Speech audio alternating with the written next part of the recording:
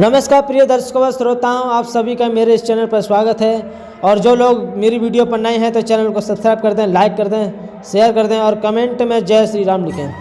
मैं श्री रामचरितमानस अयोध्या कांड से बोल रहा हूँ। यहाँ पर कुछ चौपाइयाँ ऐसी हैं, बड़ी सुंदर हैं, उसका अर्थ भी है। मैं आपको बड़े सुंदर भाव आपको बताने वाला हूँ, आप इसे बड़े प्रेम भाव से सुनिएगा।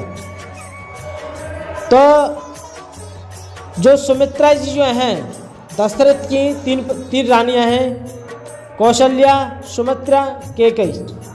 तो सुमित्रा जी ने श्री राम जी और सीता जी के रूप और सुंदर शील और स्वभाव को समझकर उन पर राजा का प्रेम देखकर अपना सिर धुन पीटा और कहा कि पापनी कैकेयी ने बुरी तरह घात लगाया। परंतु कुछ समय जानकर धैर्य धारण किया और स्वभाव से ही हित चाहने वाले सुमित्रा जी कोमल वाणी से बोली कि हे तात, जानकी जी तुम्हारी माता हैं और सब प्रकार से स्नेह करने वाले श्री रामचंद्र जी तुम्हारे पिता हैं। उनसे कह रही लक्ष्मण जी से, अवध तहाँ जह राम निवासु, तह दिवस जन भानु प्रकाशु। जो पे सिय रामो वन जाई, अवध तुम्हारा काज कछुनाई। जहाँ श्री राम जी का निवास हो वहीं अयोध्या है, और जहाँ सूर्य का प्रकाश हो वहीं दिन है। यदि निश्चय ही सीताराम वन को जाते हैं तो अयोध्या में तुम्हारा कुछ भी काम नहीं है। गुरु और पिता और माता, भाई और देवता, स्वामी, इन सब की सेवा प्राण के समान करनी चाहिए। फिर श्री रामचंद्र जी तो प्राण से भी प्रिय हैं, हृदय भी जीवन है और सभी के स्वार्थ रहित सखा हैं। जगत में जहाँ तक पूजनीय और परम प्रिय लोग हैं वे सब राम जी के नाती से ही पूजनीय, परम प्रिय, मानने योग्य हैं। हृदय में ऐसा जानकर है तात उनके साथ बन जाओ और जगत में जीने का लाभ उठाओ। संसार में वही युवती स्त्री पुत्रवती है जिसका पुत्र श्री रघुनाथ जी का भक्त हो, और नहीं तो जो राम से विमुख पुत्र से अपना हित जानती है वह तो बांझ ही अच्छी है। पशु की भांति उसका ब्याना पुत्र प्रसव करना व्यर्थ है।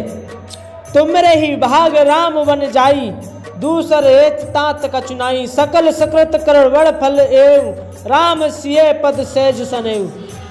तुम्हारे ही भाग्य से श्री राम जी वन को जा रहे हैं, सो हे तात, दूसरा कोई कारण नहीं है। संपूर्ण पुण्यों का सबसे बड़ा फल यही है कि सीताराम जी के चरणों में स्वाभाविक प्रेम हो। राग रोष हिरसा मद मोहू, जन सपने हिनके बस हो। सकल प्रकार विकय विहाई, मन क्रम वचन करहु सेवकाई। राग, रोष, ईर्षा, मद और मोह, इनके वश स्वप्न में मत होना।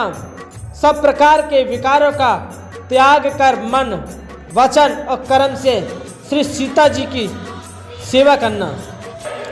और हे तात, मेरा यही उपदेश है कि अर्थात तुम वही करना जिससे वन में तुम्हारे कारण श्री राम जी और सीता जी सुख पावे। पिता, माता, प्रिय परिवार और नगर के सुखों की याद भूल जाएं। तुलसीदास कहते हैं कि सुमित्रा जी ने इस प्रकार हमारे प्रभु श्री लक्ष्मण जी को शिक्षा देकर वन जाने की आज्ञा दी और फिर ये आशीर्वाद दिया कि सीता जी और श्री रघुवीर के चरणों में तुम्हारा निर्मल, निष्काम और अनन्य एवं प्रणाम प्रेम नित नया हो। माता के चरणों में सिर नवाकर हृदय में डरते हुए कि अब कोई विघ्न न आ जाए, लक्ष्मण जी तुरंत इस तरह चल दिए जैसे सौभाग्यवश होकर हिरण कठिन फंसे को तोड़ाकर भाग निकला हो। गए लखन जय जन जान के नातु, भय मन मुदित पाए प्रिय साधु। बंदी राम सिय चरण सुहाए, चल संग नृप मंदिर आए। लक्ष्मण जी वहाँ गए जहाँ श्री जानकी जी थी और प्रिय का साथ पाकर मन में बड़े ही प्रसन्न हुए। श्री राम जी और सीता जी के सुंदर चरणों की वंदना करके उनके साथ चले और राजभवन में आए। नगर के स्त्री पुरुष आपस में ये कह रहे हैं कि विधाता ने खूब बनाकर बात बिगाड़ी। उनके शरीर दुबले, मन दुखी और मुख उदास हो रहे हैं। वे ऐसे व्याकुल हो रहे हैं जैसे शहद छीन लिया जाने पर शहद की मक्खियाँ व्याकुल हो जाती हैं। सब हाथ मल रहे हैं और सिर धुन कर पीट कर पछता रहे हैं कि मानो बिना पंख के पंछी व्याकुल हो रहे हो। राजद्वार पर बड़ी भीड़ हो गई। अपार विषाद का वर्णन नहीं किया जा सकता। श्री रामचंद्र जी पधारे, ये प्रिय वचन कहकर मंत्री ने राजा को उठाकर बैठाया।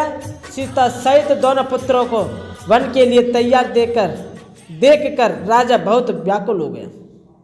सीता सहित दोनों सुंदर पुत्रों को देखकर राजा अकुलाते हैं और स्नेहवश बारंबार उन्हें हृदय से लगा लेते हैं। प्रेम से बोले श्री राम भगवान की जय हो।